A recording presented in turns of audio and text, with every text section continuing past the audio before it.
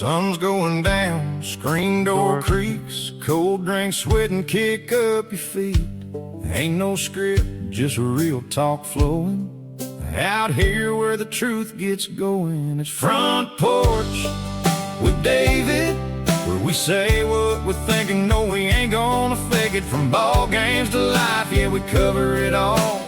Pull up a chair, y'all, let's talk on the porch tonight. I know you have missed that theme song. I know it. You've missed having Front Porch with David. It's been uphill. It's been an uphill battle to try to get something put up, but I plan on trying to get a little more regular on my Front Porch with David's, a little solo thing I do without Gregory. Greg, we do Common Sense Superheroes together, but it's hard to get together on times, so we like to do things on our own. He has a couple shows he does. My man is just busy putting it out. So if you are tired of listening to me and want to listen to Greg, he's got shows all over the place. Be sure to subscribe to those. But I'm going to just jump right back into things. I'm just going to act like we didn't go about a month without a Front Porch with David. I'm just going to jump in on some of the trending topics that are going on now. First off, let me just point these out. I posted these on my social media as Werther's Originals. I'm like, listen, I'm an old man now. Got the blur on, but we got caramel apple and maple cream. And I'm here to tell you, the maple cream, it ain't even close. That's the best. I did not get pumpkin spice. I didn't want to be that typical white girl yoga pants, but my wife was a little upset that I didn't get it. But find yourself to a Publix somewhere and get the Werther's Originals, the cream ones, the maple cream soft caramels. My goodness. Delish. It gets me excited for fall, gets me ready for some colder weather, because Lord knows it's been hot as hell out there. It make you do right. Okay. You're like, if hell is anything like this, I don't want it. Them feel like temperatures of 100 plus. Y'all can have that. I've said before, and I'll say it again. Fall is much better than summer. Not even close. I don't even like summer. I'm over summer. I'm done with it. I don't want it no more. You can have it. And you're like, well, that's summer. Everybody slows down. The hell, not us. People that maybe have different jobs, maybe, or something that's, I don't know, you are a teacher or something. And no knock on teachers, because Lord knows they have their own troubles they deal with. But man, I don't like summer. The heat alone, you can have it. I ain't here for it. I want to just jump into fall football and everything goes with it. So fall is by far the best, hands down, no questions asked. If you think otherwise, you're wrong. Okay. That's just how it goes. I don't know what to tell you. You're flat out wrong if you think that. But I'm going to jump into it with some highlights and some topics that are going on trending. Currently, I'll maybe do another show where I catch up on Barrett's injuries, what he had take place, and how far he's going to be out. He broke his kneecap. He did it good. Some bitch, boy, he does it. He does it right. But we'll just jump in. The other day, it was, August 16th, 1977, one Elvis Aaron Presley, 1A or 2As, I can't remember. They misspelled it on the gravesite, which added to the mystery of whether or not he was really dead or not. But he died on this August 16th, 1977, at the young age of 42 years old. I remember thinking when I was young, I was like, 42, that is young, but wow, he had a good run. No, 42, sitting here at 47, pushing the door of 48. 42 is like, man, Elvis was young. He could have done so much more. He could have been a whole lot more. But them drugs, man, they'll get you. My man, he put it on. There's so many that got taken out from it. Colonel Tom Parker, pretty much responsible. He gets the blame for his passing, but I don't even want to bring it up because it's kind of sad. But remember his last concert he did before he did pass? Boy. When he carried some weight, he carried it all in his face. My man's face was swole up. He's just like that singing, just bloated. I have a tendency. My weight carries in my belly, and I'll see it a little bit in my face, which is why I grow this little scraggly beard, because it kind of helps keep it somewhat skinny. Not skinny, but not fat looking. If I shave and it's all oily and fat looking, it's definitely a bad look. My wife says, don't, even though your beard's ugly, don't do that either. I'm like, well, listen, you married me. I don't know what to tell you. You don't like it shaved? You don't like it grown? I don't know what to tell you. Okay. But I have to keep it a little bit like this. But Elvis, boy, he had that clean face with them big old sideburns, and it was just, whew, had to have somebody hold the mic for him. My man couldn't even hold the mic.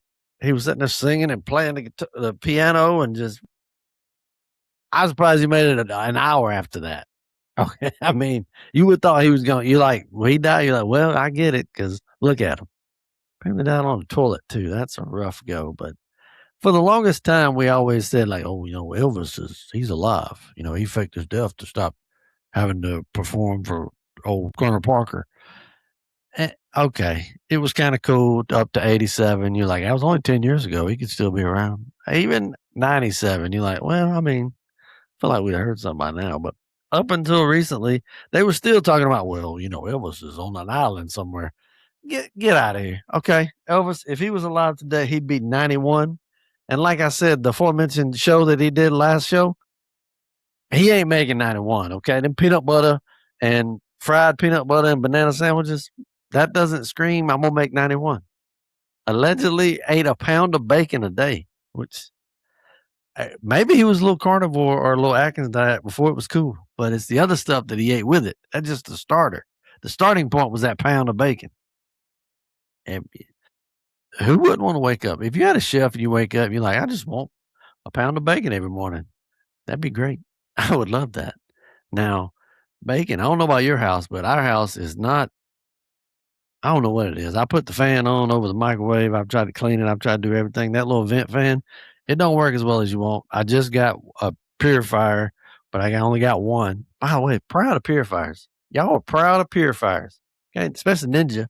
And I like to get the Ninja stuff because you ain't got to replace the filter and all that. But wow, y'all proud of purifiers. But we got one. We put it up in our kids' rooms because they stink. They all, boy, teenage boys. They're not teenage yet, but they might as well be. They can stink. So we try to put that in there to try to help with something. I don't know. But bacon is going to last a while in your house. If you make some bacon on the stovetop, or even if you bake it, you're going to smell it for a little while. And you're like, well, that sounds great. Who doesn't love the smell of bacon? Yeah, it's cool at first. You trying to go to, you coming in from the house on a hot day and it just smells like grease and bacon. It's, as much as I love bacon, not a good look. Not a good smell, rather. It's rough. It is quite rough. But I would love to have a personal chef, but I would want a separate kitchen, which I guess for Elvis you could afford it. But he had all that, and boy, Elvis doesn't get much bigger than that. Big star. I mean, ginormous, one of the best of all time.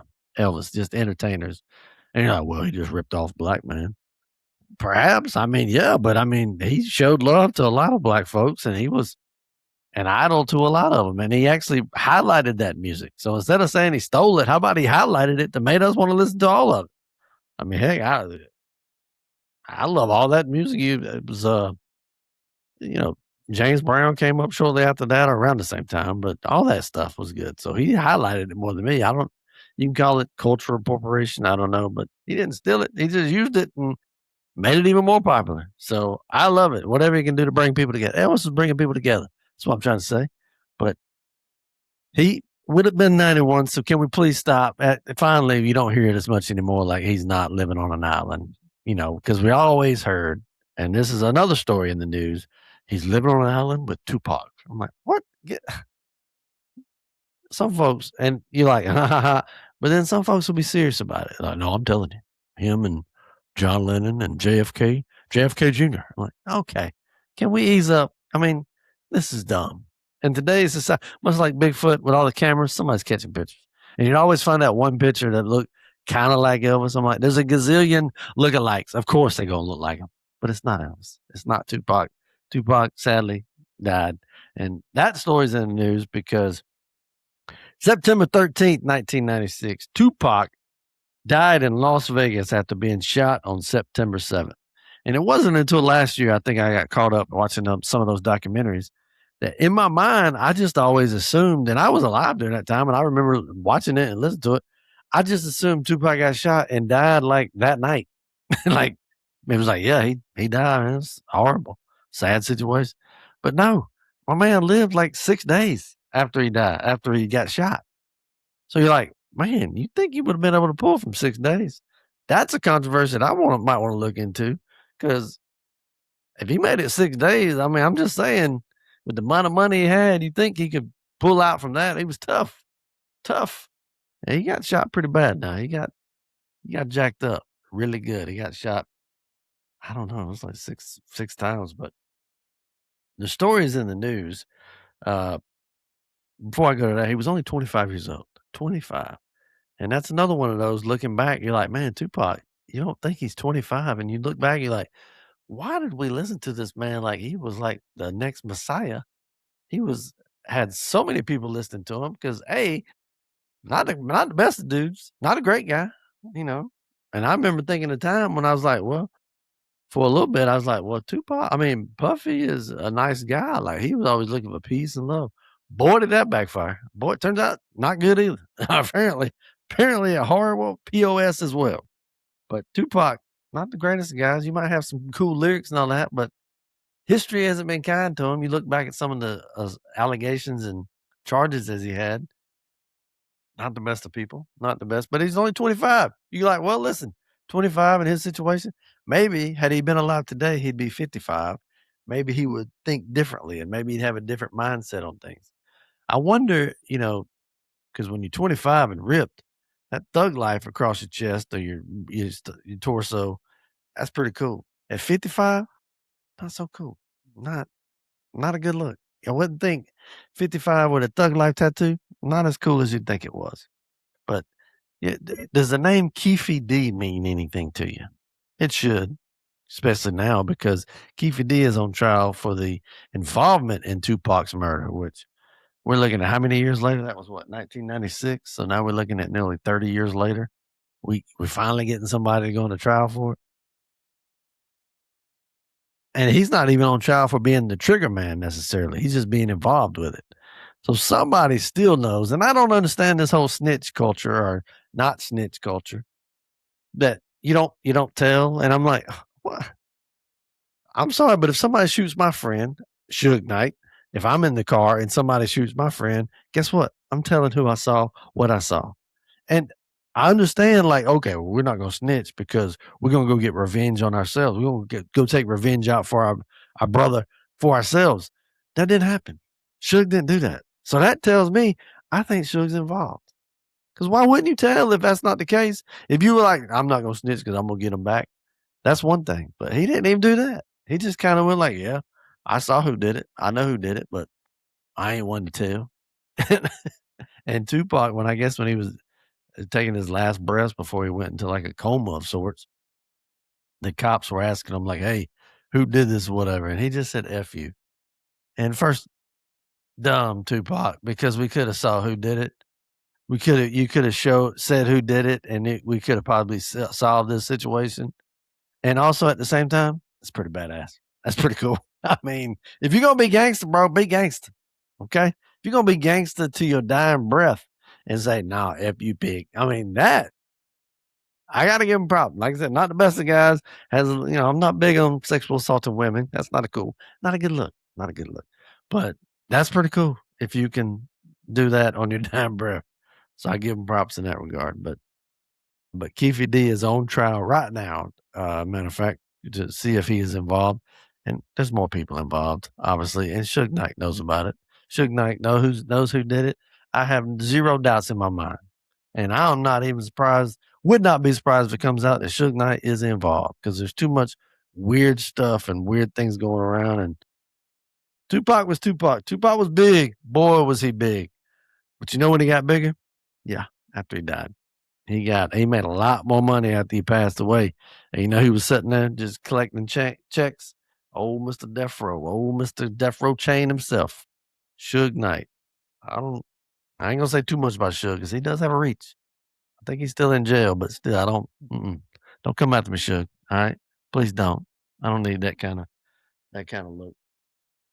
But speaking of Suge Knight and weird, the story's also just coming out because of this, which I don't know. I think I've heard rumors of this before, but we never really took it serious. But now Suge Knight is allegedly confirming, and I'm gonna have to just read this story to you because it's so out of left field and crazy. Tupac. This is from TMZ. It says Suge Knight told us a wild story about Tupac, and it ends with ashes being rolled up in a blunt. And before you get ahead of yourself, yes, you're right. That's exactly what you think. Suge, who was with Tupac when the rapper was shot, tells TMZ immediately after Tupac died, his mom wanted him cremated. Suge says someone put him in touch with a guy late in the evening from some sort of funeral home.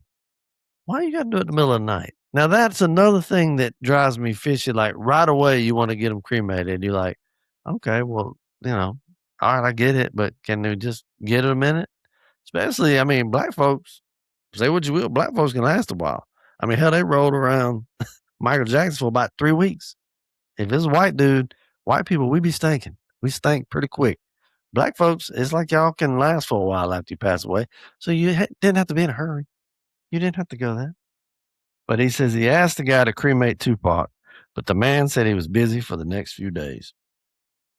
All right, look, I understand, Mr. Vegas, funeral home guy, but if somebody rolls up and says, "Hey, man, we got Tupac," you think you kind of clear your schedule, okay? You kind of go, "Well, listen, I got to make. How hard is it to make room? Do 2 for 1, okay?" I hear about that all the time, but you make room for Tupac. Now, I don't like that they tried to hurry it because it makes me suspicious on why you doing that. But at the same time, you make room for Tupac, okay? Suge got the guy's address. He went over to the guy's house with 2 bags, one with $200,000 in cash in it, and the other with $1 million in cash. Suge offered the guy the bag with $200,000, but he said he wouldn't cremate Tupac that night. Now, how much money is this dude making? Or if somebody's throwing 200 grand at you, like, can't do it. I got my daughter's recital I got to go to. Like 200 grand. I mean, I've seen a little bit of the cremation, but it ain't that. It's not that much. There's a reason a lot of people go that way, and that's one of them is because it's a very affordable compared to another buying a casket and all that good stuff. It's very affordable. So 200 grand should have been life changing. I don't know how much it is out in Vegas. They'll put it out in the sun. He'll cremate soon enough. But he said he wouldn't cremate Tupac that night. So Suge says he upped the ante and offered both bags. That's a big jump. Why you go $1 million jump? I would have been like, hey, 200,000. How about 500,000? I wouldn't jump immediately. He says the guy was staring down 1.2 million and agreed to cremate Tupac right then and there. I bet you did. You give me 1.2 million, I'll find a way to cremate you. I'll break out the solo stove and put a foot in there or something. Okay, 1.2 million to cremate somebody when it's not nowhere near that. I'd find a way. I'd probably lose a little sleep to go up there and throw a fire up. I mean, I'll definitely do it. As for what happened to Tupac's ashes, Suge said the rapper's mom had people come to the Las Vegas hotel room where she was staying, and they rolled his ashes into several blunts, and they smoked them. I'm sorry, what? You don't smoke your friend. All right. I'm just saying, don't smoke your friend. But as a mom, how you gonna smoke your son? And it's nothing incestual by no means, but I kind of feel like it is. Kind of weird.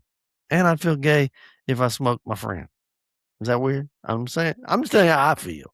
But I know you don't smoke your son. You don't smoke your friend like that. And Suge was like, no, I can't do that because I'm on probation and I might be in violation. So he passed. How about you pass because it's psychotic? Okay. I think you get guilty conscience. That's why he didn't want to do it. Suge all of a sudden is a law abiding citizen. I don't want to mess my probation up. Bruh, in this situation, if you went to the cops and was like, hey, I'm probably gonna pop because I smoked Tupac, they'd be like, what? You almost get a pass if you do something that weird. You're like, that's okay, that's weird. But you don't do it because it's psychotic. I mean, that I don't get it. That's just a weird story. This whole Tupac situation just gets weirder and weirder. The fact that we ain't got nobody that claimed to have killed him. Same with Biggie. Puffy's probably involved in both. Just saying, we can say that now because he turns out to be an awful human being. Just a disgusting human being that's going to be out probably before we know it. And it's going to be shocking. You're like, oh, he can just do all that and be cool with it. But that's how it goes.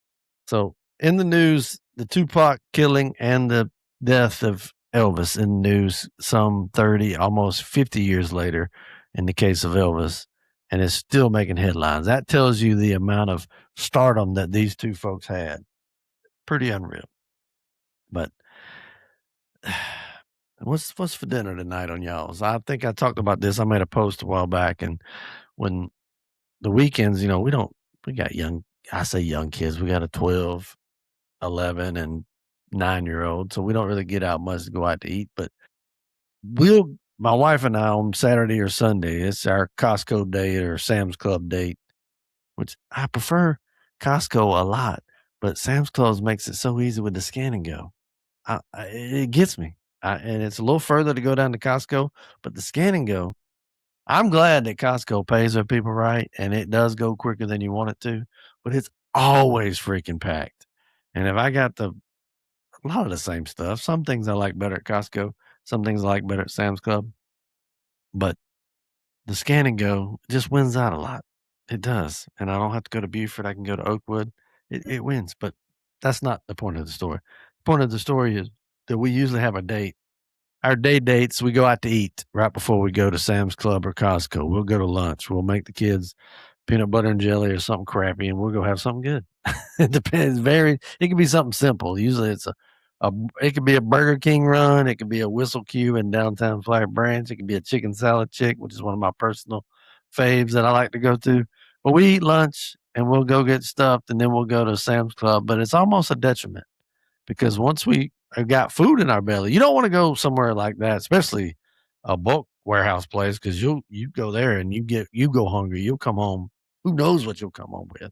And it's going to cost you. It already is going to cost you. As soon as you walk in, you're starting at 100. And immediately you're at 100. Like you walk in, you're like, well, it's $100. Let's see how low we can go. You don't go low at all. But you walk in, you're at $100. If you're hungry, it's going to go up just ridiculous amounts. So we try to go eat, not just because it's a little getaway, a little haven, shall we say, but it's also like one of those, we don't want to go in hungry because you buy too much. So, but the downside of that is you go in and you're stuffed. You're like, I'm not even that hungry. Like, you start thinking you're healthier than you are. You go, well, listen, clearly we're going to have, boneless chicken breasts, the most boring meat on the planet. We're going to have that with some rice. And you know what? Salmon sounds good. Let's have salmon. Salmon only sounds good when you're full and you know you ain't about to eat it. You know when it don't sound good? Any other time. There is, when you'll buy the salmon, we'll get so excited. Like, oh, we're going to have salmon. We're going to have steamed veggies. We're going to eat super healthy this week. No, we don't. That's not us. We're not that lifestyle. We don't have that. Especially what the kids say. But then you have salmon night. You get it. You're like, well, I got to eat it pretty soon. We try to eat it Monday night because the trash runs on Tuesday morning. And you don't want that salmon remnants left in your trash can for a whole week. So we try to eat Monday night. And there is nothing more boring on a Monday night when you're already pissed off you had to go back to work than thinking about, oh, we got salmon tonight. I'm like, oh man, salmon sucks. I'm sorry. And thank you. I posted it. Everybody sent me all these recipes and how you can do it. And I understand it. I get it. There's times when we cook it and we eat it, it's never as bad as I thought it was going to be. I always will like, okay, it's fine. But you just don't look forward to it. Never in the history of me have I been like, what's for dinner tonight? Salmon? Cannot wait for that. No, never said that. Don't ever say that. Taco night? Hell, you got find me skipping home. I'm so damn excited for taco night. And it's just simple tacos. Just meat, onions, smoked Tabasco, hot sauce. I'll get on that on a later episode. That's taking over my new fave. Simple. I'm happy as hell. Steak night, happy as hell. We have burgers, happy as hell. Salmon? No, man. I want anything but salmon. I want anything on this planet but salmon at that point. Sadly, my older boy loves it. Lawton loves salmon. He gets excited. He'd be skipping. I'm like, man, what's wrong with you? Don't you know it's salmon? Nobody get excited for salmon. You never know if you need to eat the skin off of it, take it off. You leave it, and then you look down at your plate. You got the skin sitting there. You're like, oh, man, you don't want to undercook it because I don't like seeing all the white bubble up stuff on it, and then you don't want to overcook it because hell, it just flakes off and it's even more dry, and that makes it even worse. It's a lose-lose situation in the Smith household. We have salmon. The only person who likes it is Law. But don't go to warehouse stores, Costco or Sam's Club hungry, but don't go full either because you'll buy some shit you ain't never going to eat. We'll be buying rice cakes and junk. We ain't going to eat that. Although the drizzleicious rice cakes, we do eat. Those are different. But just be careful when you go. That's it. Episode number 10 of Front Porch with David. Like I said, I'm going to try to keep doing this pretty regularly. Make sure you check out Greg's podcast. Check out my other podcasts I do with Greg, Common Sense Superheroes, right here on this. But we don't have obviously we're starting out new. I don't have I'm not going to get millions of likes or hundreds of thousands of likes or views, whatever. But I'm getting a pretty decent amount of views, and I appreciate the love and support and the feedback and the actual comments back and forth. I love interacting, so keep it coming. I appreciate it. And if you want to hate on me, that's fine too. Hate on me, whatever you want to do, it's fine. Let's just come together. Let's have a good time. But that's it. Another episode in the books. I appreciate it. And until next time, peace.